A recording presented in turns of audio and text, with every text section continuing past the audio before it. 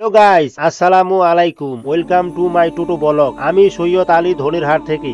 আজ সকালেই পর দুইটা ফোন এলো আমার মোবাইলে। কি সৈয়দ, কোথায় আছো? মাল আনতে হবে, কাল থেকে পবিত্র রোজা। রমজান শুরু হওয়ার আগে আমাদের কিছু টোটোওয়ালার আর দোকানদারের কাজ একদিন আগেই শুরু হয়ে যায়। সবাই ব্যস্ত, বাজারে চাপ। সকালে ছোট্ট একটা ভাড়া পাই, ইনকাম করি 20 টাকা। ভাবলাম আজ দিনটা কেমন যায় দেখা যাক। দুপুর 12টার সময় খালি টোটো নিয়ে রওনা দিলাম। মনে মনে ভাবছি আজ কপালে কি আছে। হঠাৎ আশারবস্তি জালালউদ্দিন হাই মাদ্রাসার সামনে 6 জন মেয়ে স্টুডেন্ট পেয়ে গেলাম। ওরা যাবে দাসপাড়া। টোটো একদম ফুল, আলহামদুলিল্লাহ। এখন থেকে প্যাসেঞ্জার ভাড়া শেষ। তারপর গেলাম উত্তমদার দোকানে মাল আনতে। এখানে আমাকে অনেক সাহায্য করলো রবিদা এক এক করে মাল দিচ্ছে, আমি এক এক করে টোটোতে লোড করছি। রমজানের বাজার মানে আলাদা ব্যস্ততা। এক পর্যায়ে দেখি আমার টোটো পুরো ফুল হয়ে গেছে। কিন্তু দাঁড়ান, এখানে খেলা শেষ না। তারপর আবার মুড়ি নিলাম। শেষে গেলাম ইরফানদার দোকানে, অল্প কিছু সামান নিয়ে রওনা দিলাম ধনিরহাটের উদ্দেশ্যে। মনে হচ্ছে আবার আসতে হবে মাল আনতে।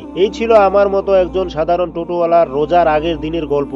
রমজান শুধু রোজা না, এটা কষ্টের মূল্য বোঝার মাস, ধৈর্যের মাস, বরকতের মাস। আপনারা কি কাল থেকে রোজা রাখবেন? কমেন্টে জানান। আমরা সবাই চেষ্টা করব পুরো মাস রোজা রাখার ইনশাআল্লাহ। রমজানের মাসে আমি প্রতিদিন রোজার দিনের ব্লগ শেয়ার করব। তাই আমার ফেসবুক পেজ ফলো করতে ভুলবেন। জীবনটা সহজ না, তো হাল ছাড়লে চলবে না। কষ্ট আছে, পরিশ্রমও আছে, আর আছে আল্লাহর উপর ভরসা। দেখা হবে পরের ব্লগে। আসসালামু আলাইকুম।